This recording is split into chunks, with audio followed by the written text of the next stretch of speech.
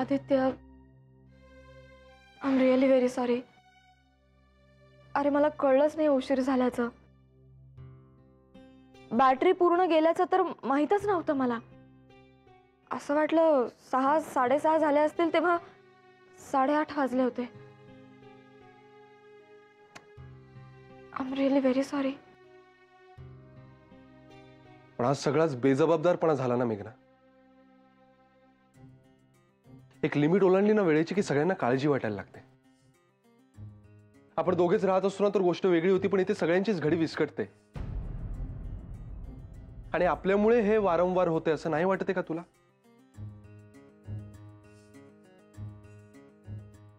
तुझ्या मनावर ताण आहे हे मला माहिती आहे मेघना, पण इतरांना ते कसं समजून घेता येईल दरवेळी? आणि एरवी काहीतरी सारवासारव करून मी वेळ मारून नेतो, पण आज अचानक कोणाला काही न कळवता तू मीना मावशीकडे का गेलीस याचं काय एक्सप्लेनेशन देणार आहे मी? मलाच काही माहित नाही. काही कारण नव्हतं ना तुझं मूड जाण्यासाठी आणि तू सैरभैर होण्यासाठी? असं नाहीये. तर कसं सांगू तुला? तेच कारण सांगण्याचा मी आटापिटा करतेय काल रात्रीपासून, सकाळपासून, दिवसभर.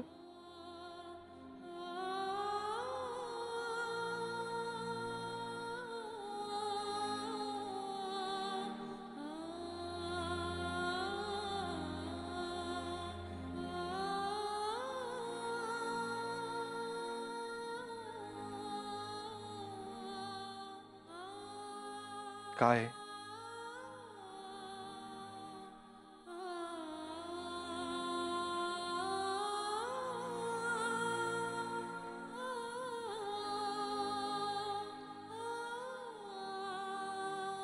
मेघना, आदित्य, तुला योगायोगानं पुन्हा पुन्हा जो भन्नाट मित्र भेटला, ज्याला तू ही माझी बायको अशी माझी ओळख करून दिलीस, तो जादू आहे. आदित्य नगरकर.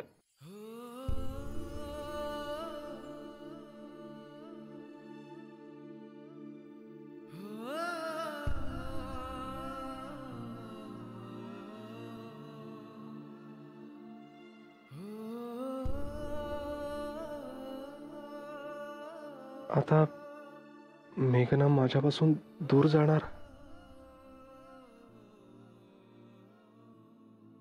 इतके दिवस त्याचा चेहरा ठाऊक नव्हता, आता तो अखंड डोळ्यासमोर दिसणार, छळणार.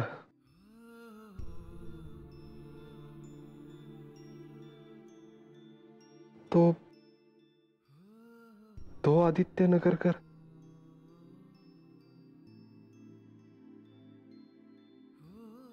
आता सगळं संपणार.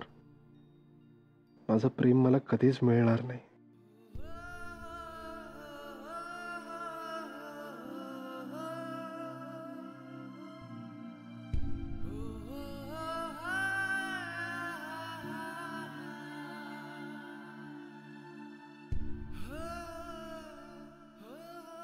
काय बोलला तो?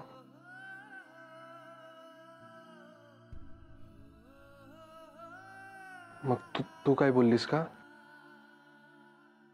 नाही.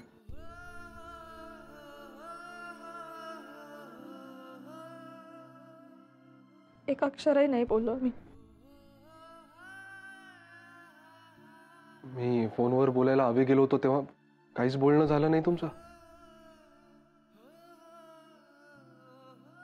नाही.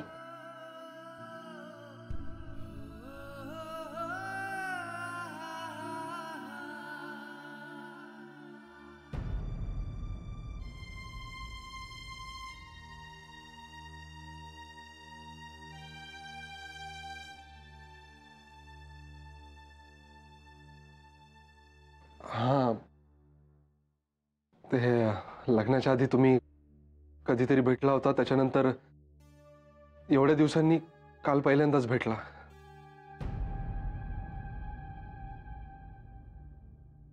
भावना,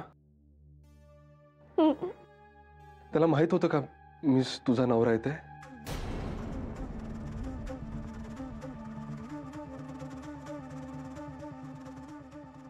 We were destined to meet.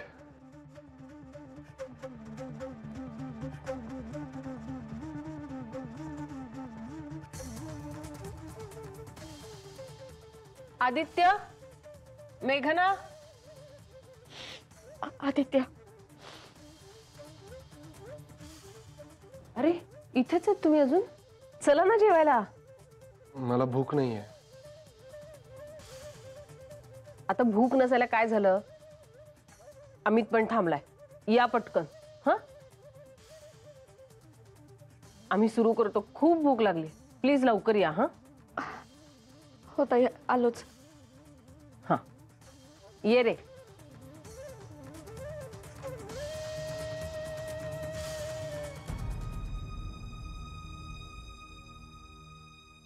Aditya please.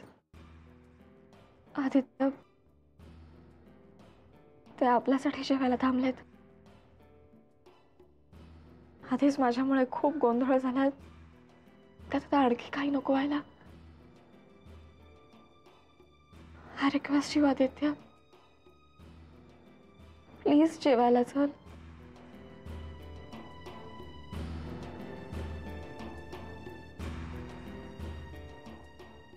Please.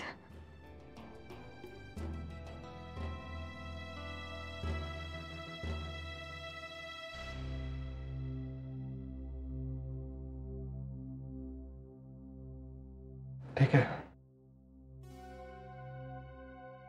Thank you.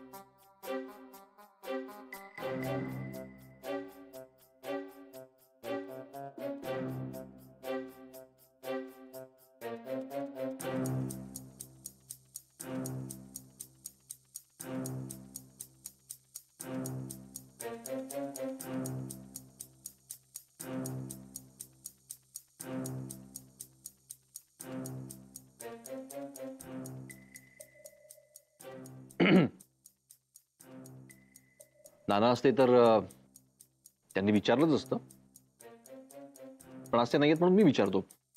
भांडलेत का?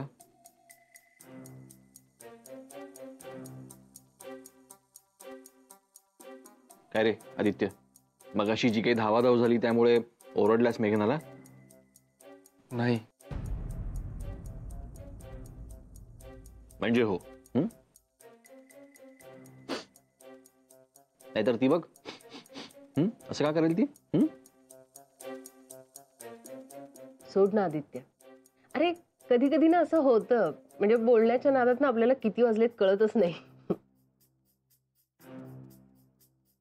पण तिच्या जेव्हा लक्षात आलं तेव्हा केला की नाही तिने फोन. जाऊ दे ना रे, झालं गेलं विसरून जा.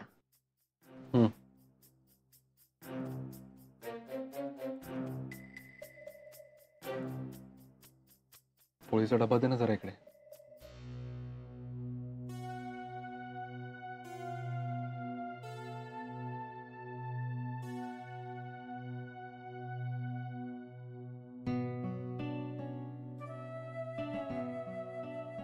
असो, वडील भाऊ म्हणून मी माझं कर्तव्य पार पाडलेलं आहे.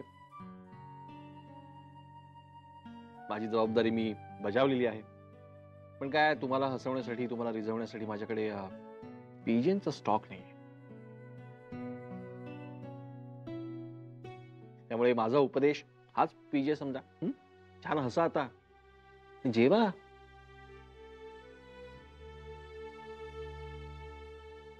सॉरी दादा. It's okay.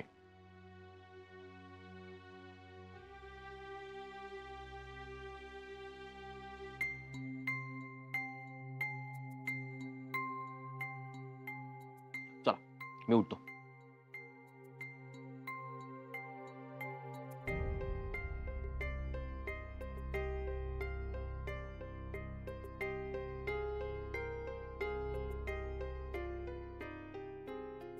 ताई तुम्ही उठलात तरी चालेल, मी आवरते ना मागचं सगळं. असू दे ग, एवढं काही नाही. नाही खरंच, प्लीज, मी आवरते सगळं. बर, ठीक.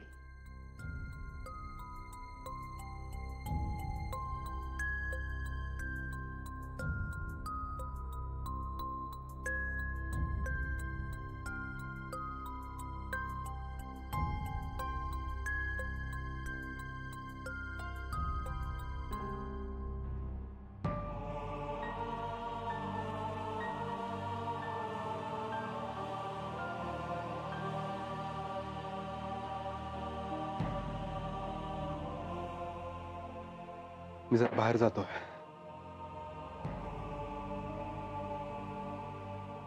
आदित्य, कुठे जातोयस विचारू नकोस. डोकं शांत झालं आणि घरी यावंसं वाटलं तरी येईन.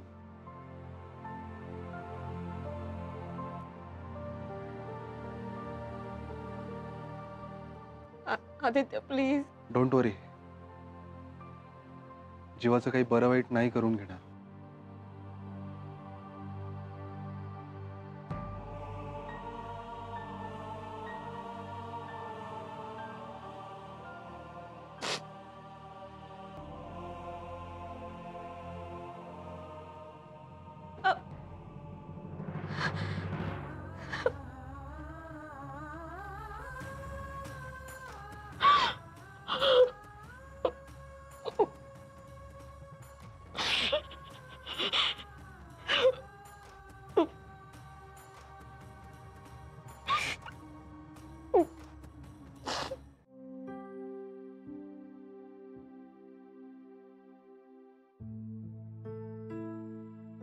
घे ग विजय.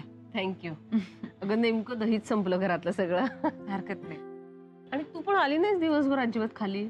अगं जरा ना मयूला बरं नाहीये. अगं बाई काय झालं?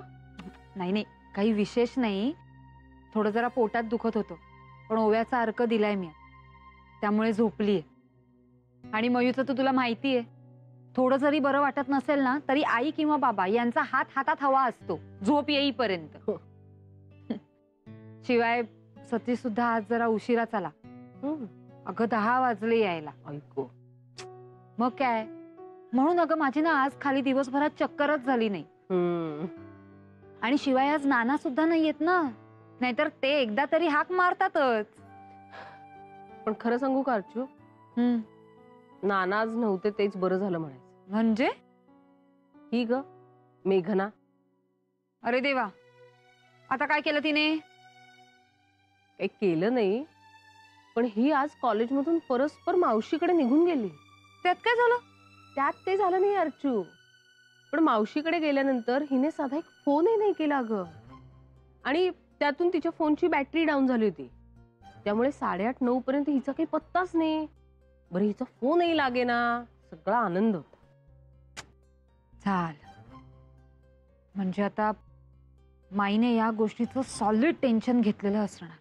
नाही ते काय, घेतलंच. बरं मग पुढे? पुढे काही नाही.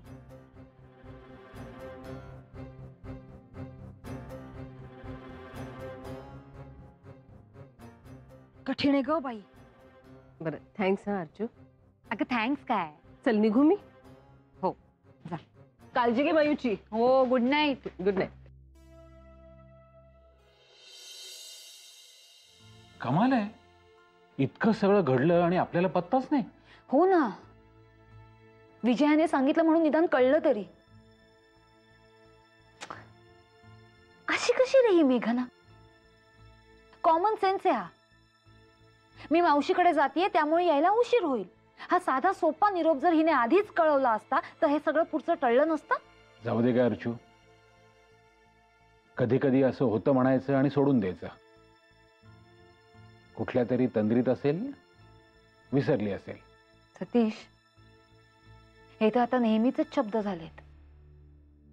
सोडून दे आणि तंद्री. एक दिवस हे असतं तर दुसऱ्या दिवशी ते असतं. सतत ना झोके आपले चालूच असतात. सतीश, मला ना सगळं विस्कळीत झाल्यासारखं वाटतंय रे. पूर्वी सगळं किती वेगळं होतं नाही. म्हणजे बघ ना, नाना, माई, मी, तू, अमित दादा, विजय आणि आदित्य, आपण 7 जण ना 7 सुरांसारखे होतो. आणि म्हणून तर आपल्या आयुष्याचं गाणं अगदी बरोबर रंगायचं.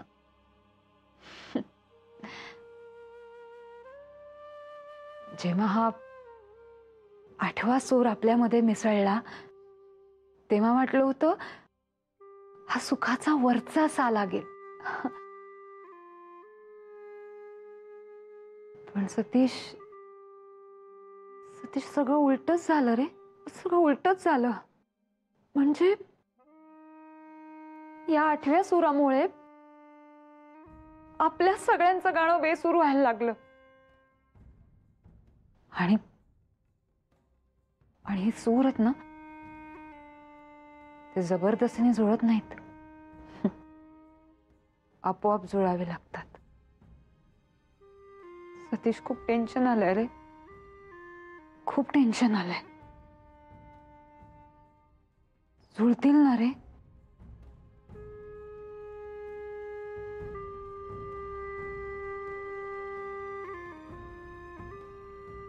अर्जुन,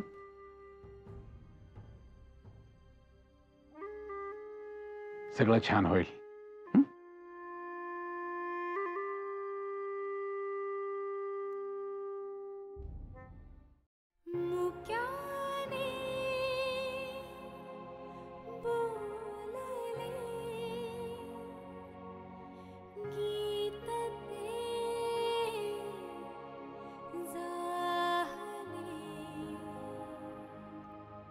स्वप्न साकारले पहाटे पाहिले नावना त्याला काय नवे वेगळे मांडले माझं एका मुलावर प्रेम होतं. जेव्हा आपण त्याचं नाव Aditya Nagarkar. You know what, माणसं अशी उगाच नाही भेटत परत परत. I believe people are destined to meet.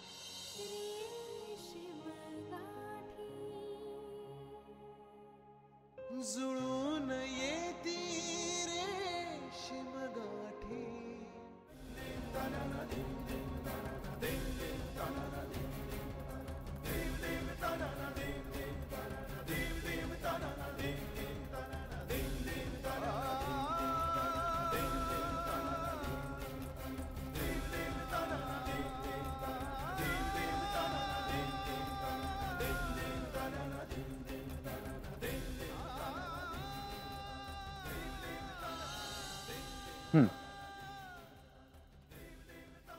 Keep it यार, अपने दोस्ती के नाम. येस, ही माझी बायको मेघना.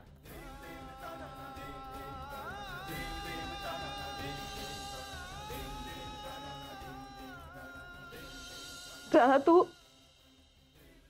ही माझी बायको अशी माझी ओळख करून दिलीस. तो जादू आहे. किती वेडं असतं माणसाचं मन. जे माझं नाही ते माझंच आहे असं समजून गुंग झालो होतो. पण भानावर आलोय तो फटका लागल्याप्रमाणे मनात जी असह्य तगमग सुरू झाली आहे ती थांबतच नाहीये. नियतीनं त्या आदित्यच्या बाजूनं कौल दिलाय. म्हणूनच तर जगातली सगळी माणसं सोडून तो माझ्या समोर आला, नकळत, पुन्हा पुन्हा सांगण्यासाठी की मेघना माझी आहे. आता माझी आणि मेघनाची ताटातूट अटळ आहे.